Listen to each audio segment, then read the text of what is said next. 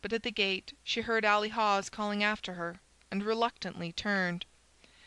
"Will you come over now and try on your dress?" Ally asked, looking at her with wistful admiration. "I want to be sure the sleeves don't ruck up the same as they did yesterday." Charity gazed at her with dazzled eyes. "Oh, it's lovely!" she said, and hastened away without listening to Ally's protest. She wanted her dress to be as pretty as the other girls'—wanted it, in fact, to outshine the rest, since she was to take part in the "exercises"; but she had no time just then to fix her mind on such matters. She sped up the street to the library, of which she had the key about her neck. From the passage at the back she dragged forth a bicycle and guided it to the edge of the street. She looked about to see if any of the girls were approaching, but they had drifted away together toward the town hall, and she sprang into the saddle and turned toward the Creston Road. There was an almost continual descent to Creston, and with her feet against the pedals she floated through the still evening air like one of the hawks she had often watched slanting downward on motionless wings. 20 minutes from the time when she had left Miss Hatchard's door, she was turning up the wood road on which Harney had overtaken her on the day of her flight, and a few minutes afterward she had jumped from her bicycle at the gate of the deserted house. In the gold-powdered sunset it looked more than ever like some frail shell dried and washed by many seasons. But at the back, whither Charity advanced, drawing her bicycle after her, there were signs of recent habitation. A rough door made of boards hung in the kitchen doorway, and pushing it open she entered a room furnished in primitive camping fashion. In the window was a table, also made of boards, with an earthenware jar holding a big bunch of wild asters.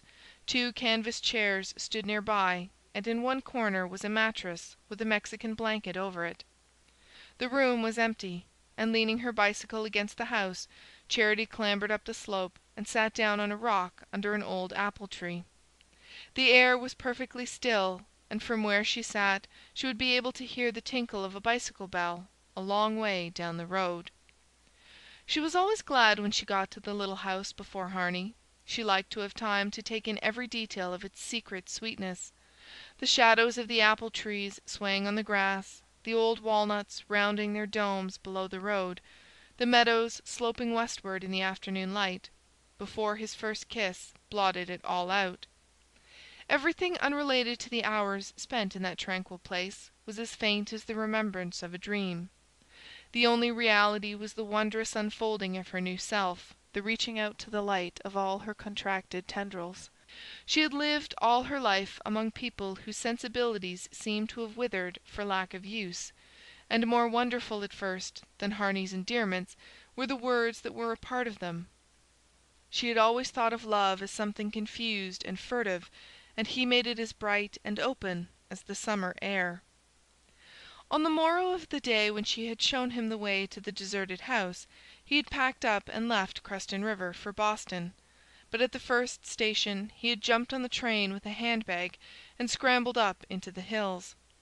For 2 golden, rainless August weeks he had camped in the house, getting eggs and milk from the solitary farm in the valley where no one knew him, and doing his cooking over a spirit lamp.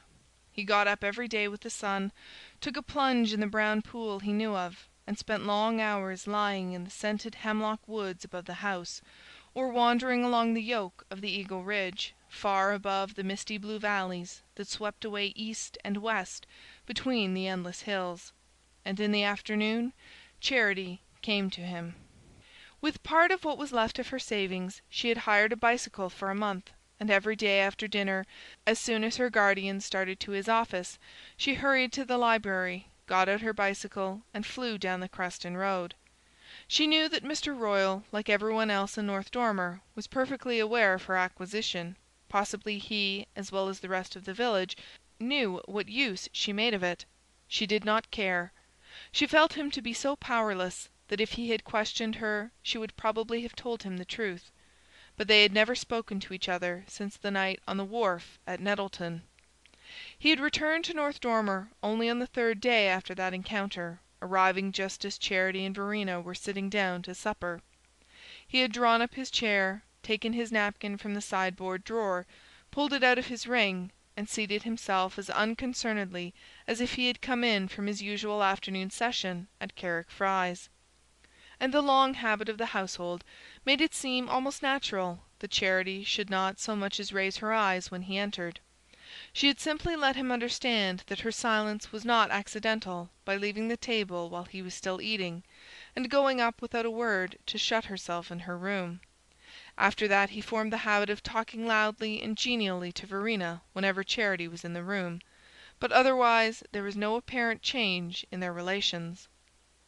She did not think connectedly of these things while she sat waiting for Harney, but they remained in her mind as a sullen background against which her short hours with him flamed out like forest fires. Nothing else mattered, neither the good nor the bad, or what might have seemed so before she knew him. He had caught her up and carried her away into a new world, from which, at stated hours, the ghost of her came back to perform certain customary acts, but all so thinly and insubstantially that she sometimes wondered that the people she went about among could see her. Behind the swarthy mountain the sun had gone down in waveless gold. From a pasture up the slope a tinkle of cow-bells sounded, a puff of smoke hung over the farm in the valley, trailed on the pure air, and was gone. For a few minutes, in the clear light that is all shadow, fields and woods were outlined with an unreal precision. Then the twilight blotted them out, and the little house turned grey and spectral under its wizened apple branches. Charity's heart contracted. The first fall of night after a day of radiance often gave her a sense of hidden menace.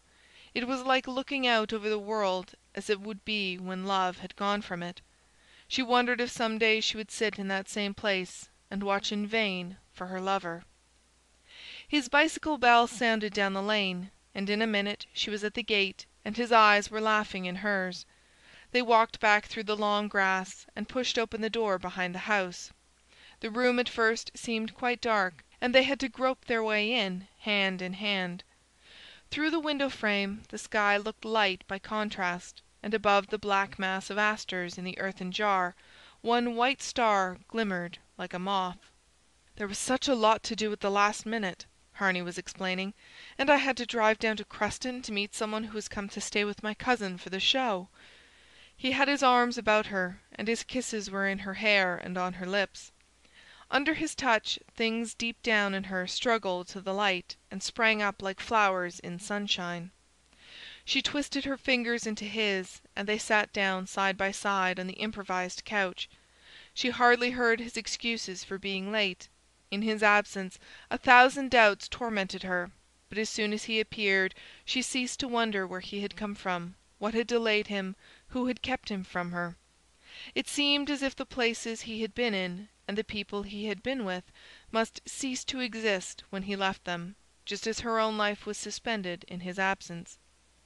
He continued, now, to talk to her volubly and gaily, deploring his lateness, grumbling at the demands on his time, and good-humouredly mimicking Miss Hatchard's benevolent agitation. She hurried off miles to ask Mr. Royal to speak at the town hall tomorrow. I didn't know till it was done. Charity was silent, and he added, "After all, perhaps it's just as well. No one else could have done it." Charity made no answer. She did not care what part her guardian played in the morrow's ceremonies. Like all the other figures peopling her meagre world, he had grown non-existent to her. She'd even put off hating him. "Tomorrow I shall only see you from far off," Harney continued, "but in the evening there'll be the dance in the town hall. Do you want me to promise not to dance with any other girl?" Any other girl? Were there any others? She had forgotten even that peril, so enclosed did he and she seem in their secret world. Her heart gave a frightened jerk. "Yes, promise." He laughed and took her in his arms. "You goose! Not even if they're hideous?"